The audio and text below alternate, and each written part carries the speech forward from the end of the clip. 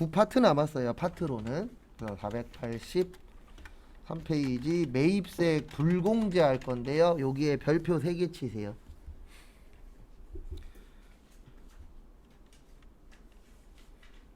제일 많이 나오는 부가세 중에 하나예요. 이거는 뭐 실기 문제로 나올 수도 있고 이론 문제로 나올 수도 있는 파트 중에 하나입니다.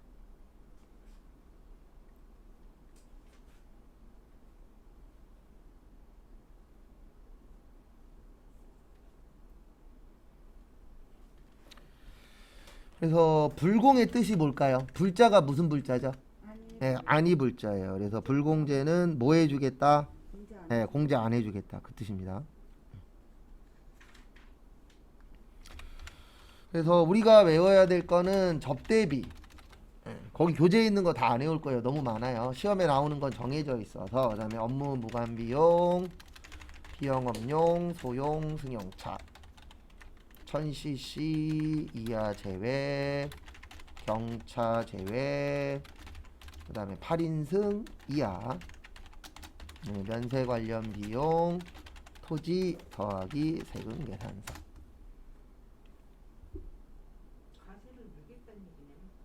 아니죠. 과세로 무는 게 아니고, 그렇죠. 뭐 결론적으로는 안 빼주는 거니까 세금을 더 내게끔 하는 거죠.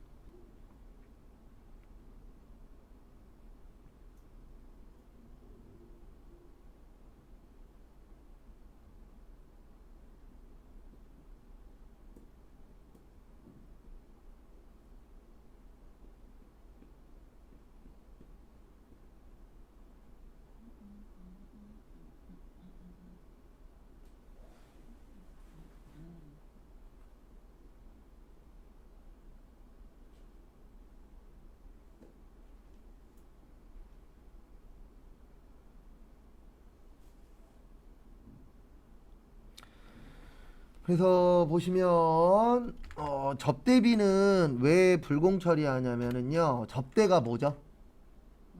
네, 말대로 접대하는 거죠. 근데 거래처에 접대하는 거잖아요. 그러면 국가 입장에서는 접대비가 좋은 거예요, 나쁜 거예요? 나쁜 거예요. 네. 그래서 부가가치세 쪽에서는 접대비 관련돼서는 세금은 못 빼주겠다 라고 되어 있어요. 왜냐면 접대 문화가 솔직히 없어지긴 해야 됩니다. 네. 만약에 건물이 1억짜리가 있어. 근데 내가 만약에 접대비로 1000만 원이 나왔어. 그러면 이 건물은 1억짜리가 아니고 얼마짜리예요? 9천짜리가 됐잖아요. 네. 왜냐면 회사 입장에서는 마이너스 나면 안 되니까 접대비만큼 빼버리잖아요.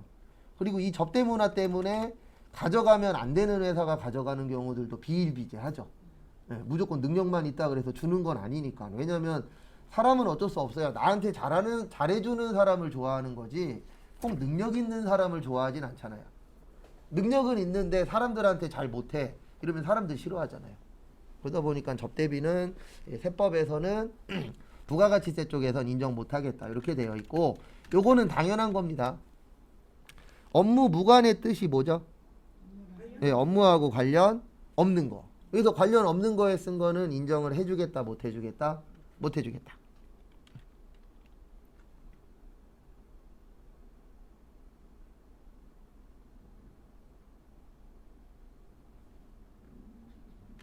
그 다음에 비영업용 소형 승용차. 요건 뭐냐면 우리나라가 저번에도 설명드렸지만 땅이 넓어요 좁아요?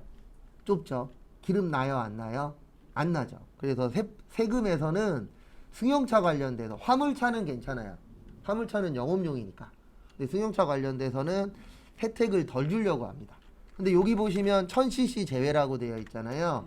우리나라 법에 1000cc 이하를 무슨 차라 그래요? 경차라 그래요. 그래도 국가에서는 우리한테 지금은 얘기가 많이 안 나오지만 한때는 국민들한테 무슨 차 많이 타라 그랬죠? 경차 많이 타라 그랬죠. 근데 이하 제외, 경차 제외는 똑같은 말이라는 얘기. 네, 같은 말이에요. 근데 시험 문제 1000cc로 나올 때도 있고 경차로 나올 때도 있고, 그래서 두 가지 다 적어드린 거지 같은 말이에요. 그래서 1000cc보다 작은 거 경차를 차고 다니면 국가에서 세금을 빼줍니다. 왜냐면 이러면 안 되잖아요. 국가에서 그냥 아무것도 안 해주면서 경차 타세요 그러면 사람들 타요 안 타요? 안 타겠죠. 그래서 그 혜택이 뭐냐면 세금을 빼주는 거예요. 그래서 회사 가시면 대부분 직원용 차량들은 경차가 많아요. 임원들 차량은 1000cc 넘는 게 많지만 일반적으로 직원들 차량은 뭐 화물차 아니면은 무슨 차가 많아요? 경차가 많아요. 네. 근데 그게 왜 그러냐면은 경차 같은 경우에는 세금적 혜택을 볼 수 있으니까. 근데 임원들 보고 경차 타고 다니라 그러면 일단 폼이 안 나잖아요. 네. 그래서 경차는 대부분 이제 직원용 차량으로 많습니다. 근데 우리나라에 있는데 그 작은 차 아니고 일반 차 있잖아요. 네. 그랜저든 뭐든 네. 사면 무슨 세금 10% 가해준다는 현금으로 사면? 그건 부가가치세는 아니에요. 그럼 무슨 세금? 그건 모르겠어요. 불안가?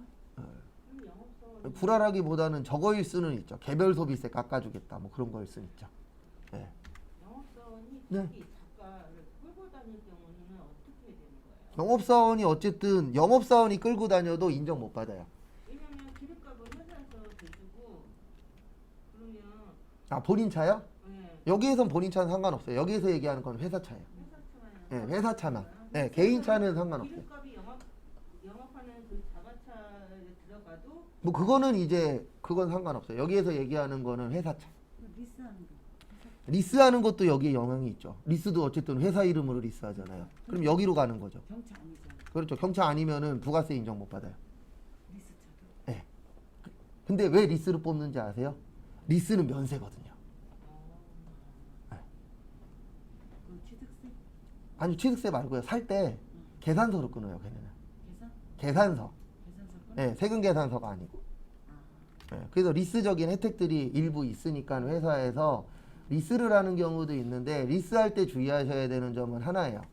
이거 리스 잘못해갖고 리스 기간 못 채우면은 나중에 일시불로 사야 되는 경우가 있거든요. 그런 부분이 있으니까 할부는 무조건 하나만 조심하시면 돼요. 내가 그 할부 기간까지 버틸 수 있냐? 할부 기간까지 못 버텼어. 그럼 무조건 손해 보는 거예요. 그치. 근데 조금 손해보고 팔아준대. 팔아는 주죠. 근데 그 손해가 조금일지 어떨지는 그렇지 않다. 예, 그때 대봐야 알죠. 왜냐하면 100%라는 건 없잖아요. 그렇지. 그렇죠. 항상 그게 문제인 거죠. 그래서 남이 이렇게 해준대. 그러면 거기에 가까울 수 있는 거지. 그거는 그때 대봐야 알아요. 아니, 손해 안 봤어. 아, 참고로 지금 같은 경우에 손해 안 보죠. 왜냐면 지금은 중고차 값이 올랐었을 때니까. 근데 지금 또 떨어지고 있어요. 그러니까 이거에 뭐든지 다 이익 날 수도 있고 손해 날 수도 있는데 제가 얘기하는 건 100은 아니란 얘기죠. 그렇죠.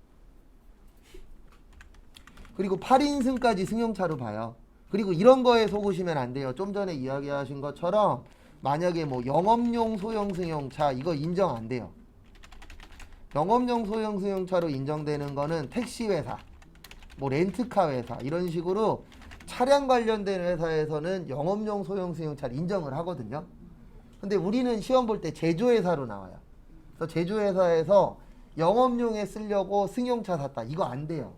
경차 아니면 무조건 불공이에요. 그래서 법이 그렇게 확 하지 않습니다. 그리고 영업용으로 나와도 우리는 시험 볼 때 머릿속에서 무슨 용이라고요? 비영업용이야. 이렇게 이해를 하셔야 돼요.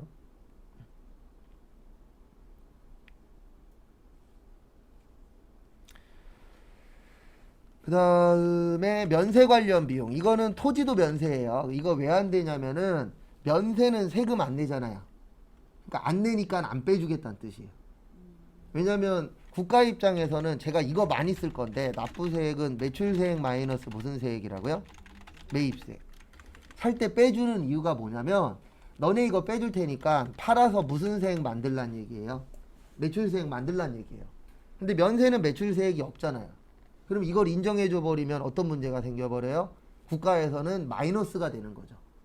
왜냐면 매출은 0인데 매입은 만약에 10만 원이야. 그러면 마이너스 10만 원 되잖아요. 그리고 국가 입장에서는 마이너스 나오면 좋아요, 나빠요? 나쁘죠. 그래서 아예 면세 관련된 거는 인정을 안 해줘 버리는 거예요. 그래서 이런 제도를 주는 이유는 뭐냐면 결론적으로는 일단 합법적으로 쓰고 그 다음에 접대문화 이런 거 하지 말고 그 다음에 승용차 적게 사고 왜냐면 우리나라 땅도 적은데 그래서 요 차 타라고 많이 하잖아요. 경차. 저 경차 많이 팔 수 있는 방법 하나 아는데. 대통령부터 해서 고위직 공무원, 정치인들한테 다 경차 주는 거예요. 그러면 사람들의 생각이 조금씩 바뀔 거예요. 왜냐하면 정치인들이 경차 타네. 그러면 우리 이렇게 생각할 수 있잖아요. 경차가 튼튼한가 보다. 근데 중요한 건 그분들이 한다 안 한다? 안 한다. 네. 그러니까 안 되는 거예요. 그러면서 맨날 우리들한테는 못 타래요? 경차 타래. 근데 우리 왜 경차 안 타요? 사고 나신 분들 알잖아요. 예, 조그마니까 사고 나면 어때요? 위험하잖아요. 예. 그래도 저희 아버지도 예전에 사고 났을 때 제가 와이프한테 그랬거든요. 아버지 분명히 중고차 조만간 사실 건데 코란도로 살 거다. 그랬더니 와이프가 오빠 왜 코란도로 사? 그래서 제가 한마디 했죠. 코란도가 대빵 튼튼해. 그리고 2주에 아버지가 코란도 사셨잖아요. 예. 왜냐면 사고 날 때 보면요. 코란도랑 다른 거랑 사고 나잖아요. 그러면 코란도는 앞에 범퍼 앞에 쇠 이렇게 나와 있잖아요. 그래서 예. 그래서 그거는 사고가 나도 덜 다쳐요. 차량 운전자가. 그래서 와이프한테 예언했는데 그거 그대로 됐죠. 왜냐면 사고 나면 무섭잖아요. 그래서 요거 외우셔야 돼요. 불공. 불공 잘 나옵니다. 시험 때. 그래서 요거는 추가로 외우시고 그 다음에 486페이지 의제 매입세.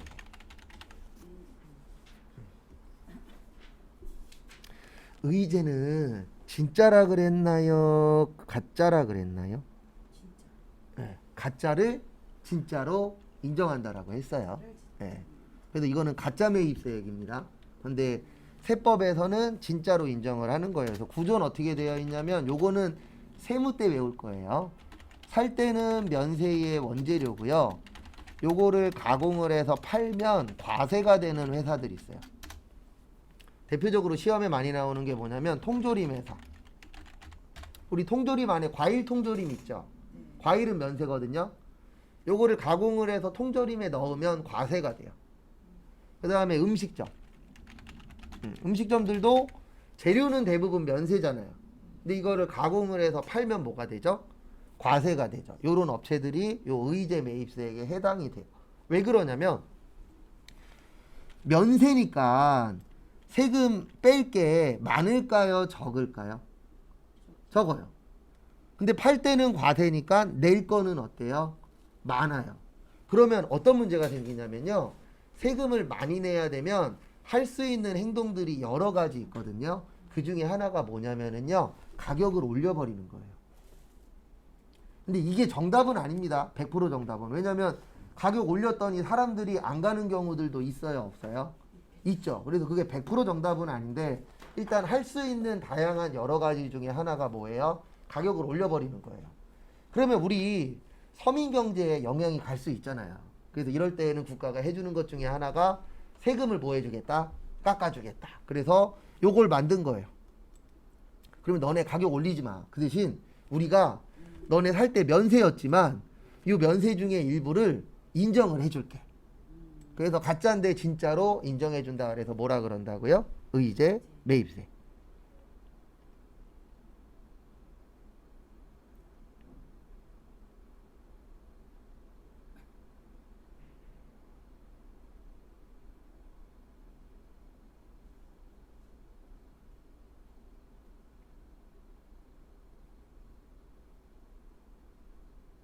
어차피 그러면 의제 매입을 하는 거는 과세를 면제해 준다는 얘기예요. 아니죠. 면세라 부가세가 없잖아요. 원래는. 근데 없는 걸 있게 만들어주는 거죠. 아, 네, 없는 걸 있게 만들어주는 거예요. 때 네. 세금 안 내게 하고 그렇죠. 거기서 팔을 때는 그렇죠. 팔 때는 매입세액을 인정을 해주고 없는 매입세액을. 그래서 세율은 이렇게 되어 있어요. 일반적으로는 102분의 2고요. 중소제조기업하고 개인은 104분의 4. 이쪽은 음식점이 많아요. 그래서 음식점 중에서 법인은 106분의 6, 개인은 108분의 8, 2억 원 이하는 109분의 9. 이렇게 이제 일정 부분 인정을 해주도록 되어 있습니다. 근데 해주는 이유는 뭐 때문에 해주는 거라고요? 세금 많이 내면은 가격이 올라갈까봐. 가격이 올라가면은 이게 서민 경제하고 영향이 있거든요. 100분의 2의 102분의 2. 같은 경우는 2%라는 얘기 있잖아. 아니요, 2% 아니에요. 2%보다 적어요. 2%는 100분의 2고. 2%보다 적어요. 102분의 2니까 2%보다 적어요. 104분의 4는 4%보다 적고 3%보다 많은데 4%보단 적어요. 이거 왜 이렇게 해주냐면은요. 여기 앞에 잠깐만 보세요. 100%를 안 하고 102%를 왜냐면 이거 진짜예요, 가짜예요? 가짜잖아요. 가짜를 진짜보다 많이 해주면 돼요, 안 돼요? 안 되죠. 그래서 최고가 몇 분의 몇이에요? 109분의 9예요. 왜 그러냐면 여기 보세요. 이거 이해 못 하실 수도 있는데 앞으로 하다 보면 이해가 돼요. 공급대가가 부가세 포함이에요. 뭐라고요? 부가세 포함. 그래서 공급가액에다가 부가세 더한 게 공급대가거든요. 그래서 공급대가가 110이면 요 공급가액이 100이에요. 그럼 부가세가 몇이에요? 10이에요. 얘보다 크면 안 돼요. 예, 왜냐면 얘보다 크면은 가짜가 더 좋은 게 돼버리잖아요. 예, 그래서 110분의 10보다 크면 안 돼서 요렇게 그거보다 작은 금액만큼만 해주는 거예요. 왜냐면 원래 안 되는 거잖아요. 안 되는 걸 되게 해주는데 진짜보다 더 좋으면은 이건 문제가 있는 거죠. 가짜가 진짜보다 좋으면 안 되잖아요. 그래서 진짜보다는 적어야 되니까 110분의 10이 진짜거든요. 그래서 그거보다는 작게 해주는 거예요. 그래서 이거 참고하시고.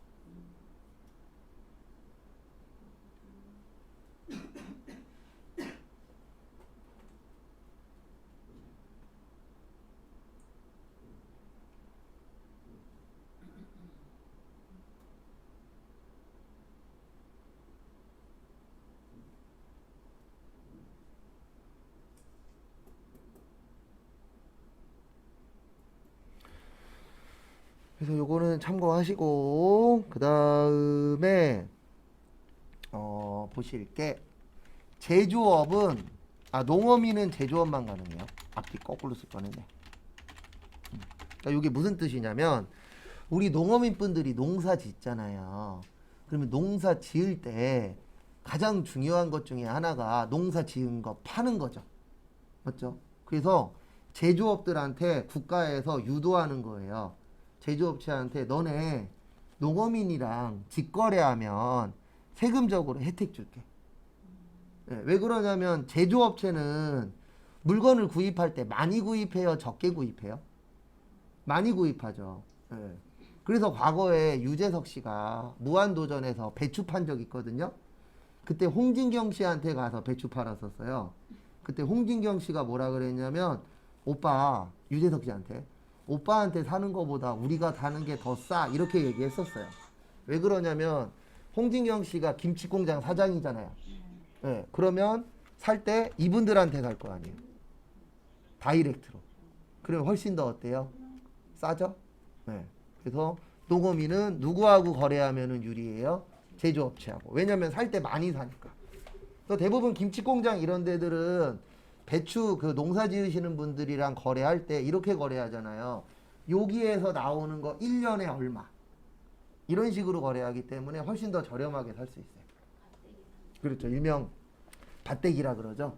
요 밭에서 1년 동안 나오는 거 얼마 이런 식으로 거래를 하죠. 그 다음에 사업자하고 거래할 경우에는 꼭 요거 받으셔야 돼요. 계산서나 무슨 카드요? 신용카드. 왜 이거 받아야 되냐면 요거는 국가가 알 수 있는 금액이라 그랬잖아요. 그래서 이걸로 거래하면은 인정을 해주겠다. 근데 간이형 수준 갖고 오면 인정 안 해줘요. 농민들도 신용카드나 계산서가 아니요, 이건 안 되죠. 그래서 요때는 농어민일 경우에는 어느 농어민이랑 거래했는지 그분 이름하고 주민등록번호가 들어가야 돼요. 그러면 이름하고 주민등록번호만 있으면 국가에서 이분이 농어민인지 아닌지 체크가 돼요. 네. 그래도 그걸로 확인을 하는 겁니다. 이름하고 뭐가 들어가요? 어떤가요? 이름하고 뭐가 들어가요? 이름하고 주민등록번호. 이게 지자체에서 그 농사 짓는 사람이 등록이 돼 있어. 등록되어 있죠. 그래도 요즘에는 마트 같은 데 가서 사시면 거기에 얼굴도 찍혀 있고 예, 누가 한 겁니다 있잖아요. 다 등록되어 있어요. 그 지자체 그럼요. 그래서 국회의원들이 농지 샀다가 걸리는 이유가 뭐예요? 농지만 사고 농사 지은다라고 했는데 가서 농사를 지은 적이 없잖아요. 그러니까 걸리는 거죠. 그런 것들 다 파악되어 있어요. 국가에서. 그래서 아무 이름이나 갖다 놓으면 걸려요. 근데 사업자는 안 나온다는 얘기. 사업자는 안 나오죠. 농어민분들. 일반적으로.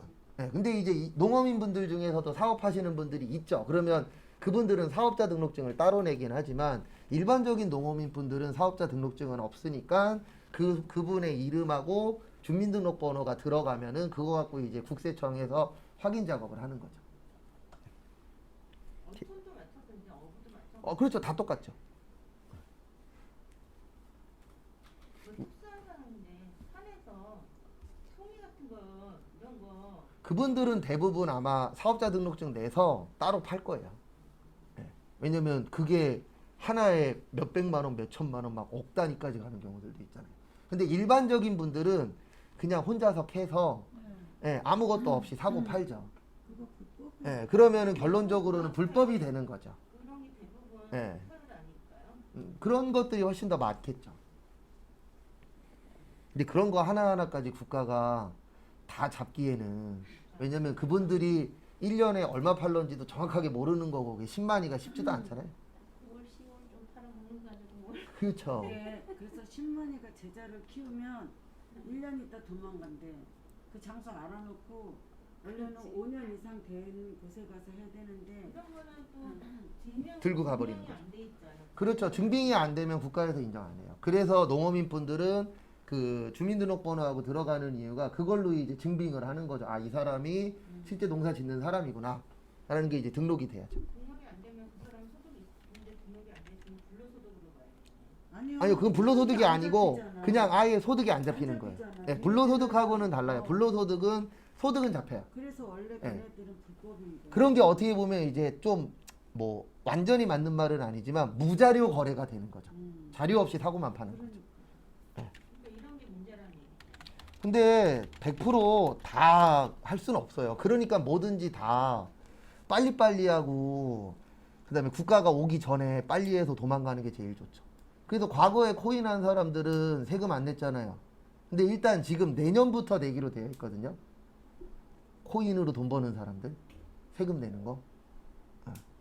일단 내년이에요. 근데 내년에서 또 보류될 수도 있는데 원래 올해 하려고 그랬는데 민주당에서 투표 받으려고 1년 늦춰놨거든요. 근데 내년에도 또 시작될지 아니면 또 연장될지 봐야죠. 그 다음에 공제 시기는 의제 매입세액은 구입 시기예요. 그 다음에 감가상각은 사용 시기입니다.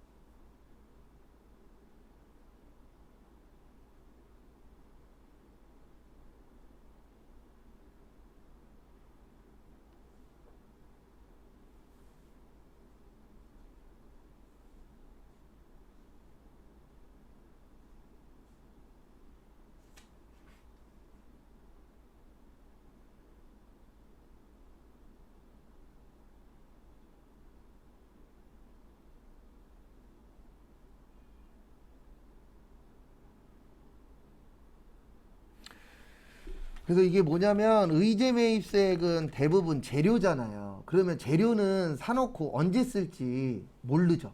맞죠? 냉동 제품 같은 경우에 뭐 솔직히 내년에 쓸 수도 있는 거고. 그래서 요거는 구입할 때 바로 처리하라고 되어 있어요. 왜냐면 이거 날짜 잡기가 되게 애매하잖아요.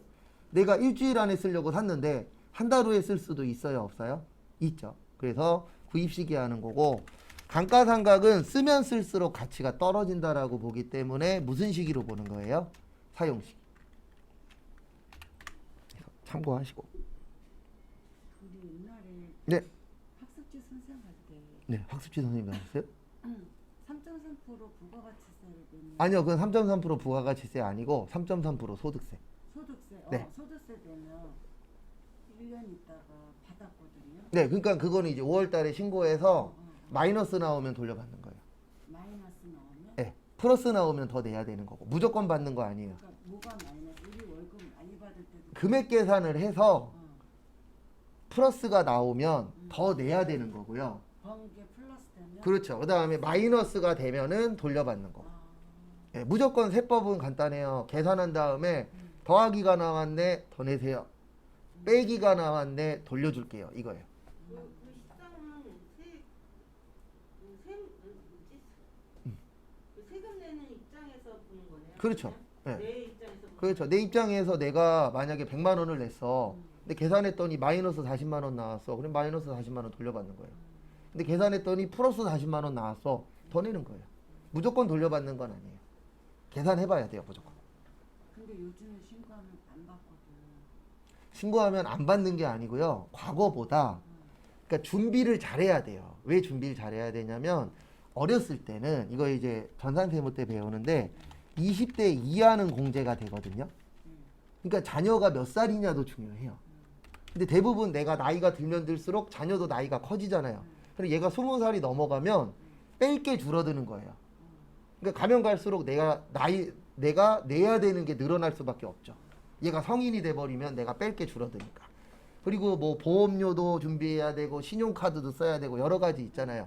그런 걸 내가 얼마나 준비했냐에 따라서 플러스가 될 수도 있고 마이너스가 될 수도 있는 거죠. 근데 신용카드 많이 쓰는 건 권장드리지 않아요. 저도 그런데 신용카드 한도가 있거든요. 어차피 그 한도 넘으면은요 다 받는 게 아니에요. 그래서 원래 연말정산 제일 좋게 받는 거는 나중에 또 설명드리겠지만 골고루 하는 거예요. 보험도 하고 교육도 받고 병원도 가고 카드도 쓰고 청약저축도 하고 여러 가지 하는 거예요. 하나에 몰빵되어 있으면 얼마 못 받아요. 근데 저도 그 케이스예요. 저도 카드값이 많이 나. 걸 많이 받지 못 받잖아. 환급 받는 사람들은 대부분 저소득층. 소득이 적으면 오히려 받을 확률이 높고 소득이 많으면 낼 확률이 높아요. 그러면 소득이 높았다는 얘기예요. 아니야, 소득은 높진 않은데. 그러면 준비를 잘못한 거예요.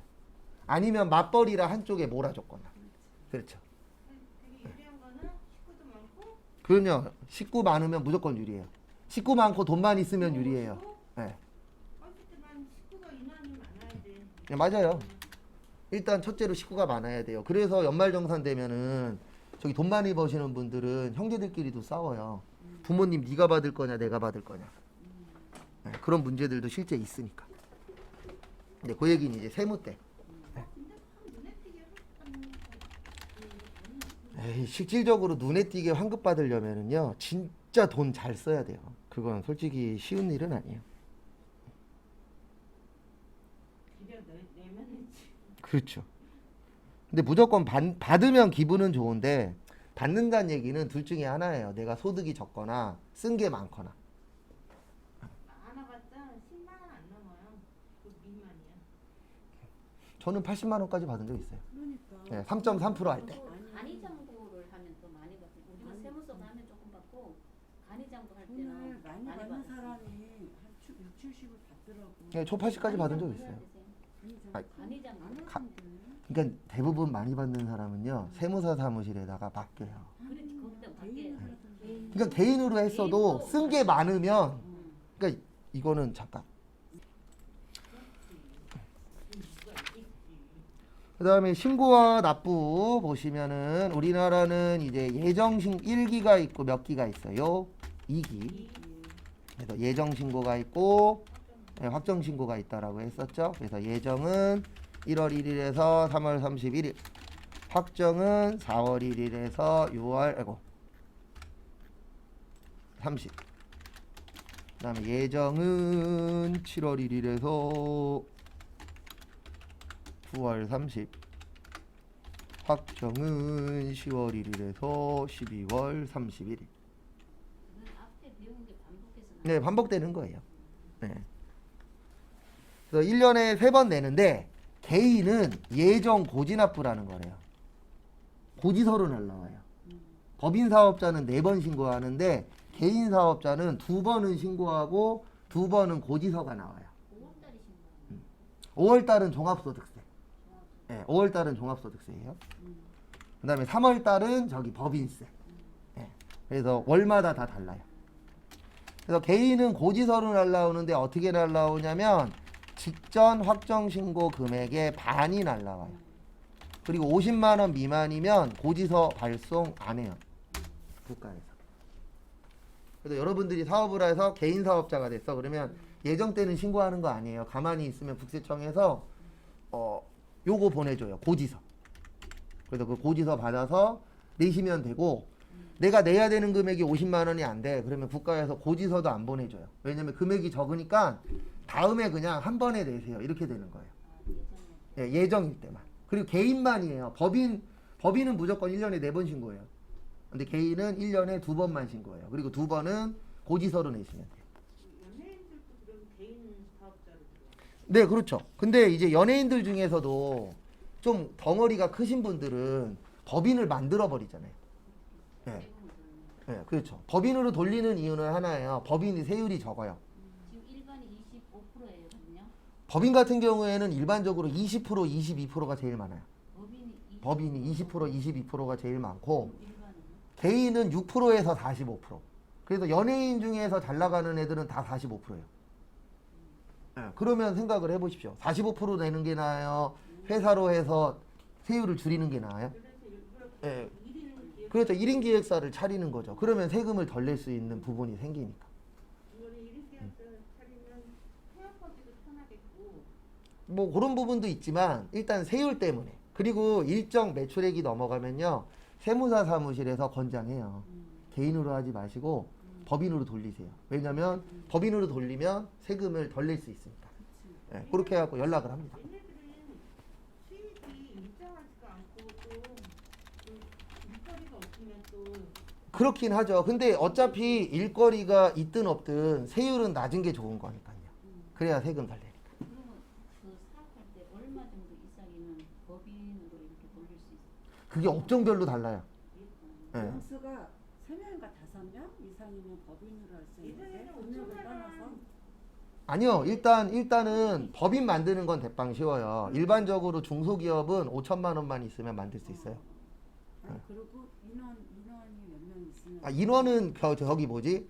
감사하고 응. 회장하고 한 3명만 있으면 회사 만들 수 있어요. 네.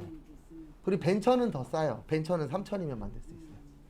그래서 회사 차리는 건 어렵지 않아요. 문제는 운영하는 게 문제죠. 네. 회사 차리는 건 대빵 쉬워요. 그래서 페이퍼 쿠폰이 발생이 되는구나. 그렇죠. 왜냐하면 페이퍼 컴퍼니를 만들어서 매출액을 쪼개는 거예요. 네. 그리고 두 개만 딱 설명하고 마무리할게요. 환급. 환급은 두 가지가 있어요. 환급은 돌려받는 겁니다. 그래서 일반 환급하고 조기 환급이 있는데 일반은 30일, 조기는 15일. 그리고 더 자세한 설명은 세무 때 할 거예요. 참고로 세무 때 원가회계하고 재무회계는 별도로 안 하는데 부가세는 다시 해야 돼요. 왜냐면 세무 때 부가세가 더 어렵게 나오거든요. 그래서 그때 좀 더 자세한 설명을 할 거고 일단 요 정도만 알고 계세요. 그래서 조기 환급은 수출하거나 시설 설비에 투자하실 때.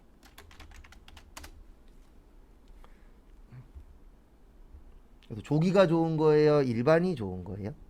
네, 일반이 조기가 좋은 거예요. 왜냐면 빨리 돌려주니까.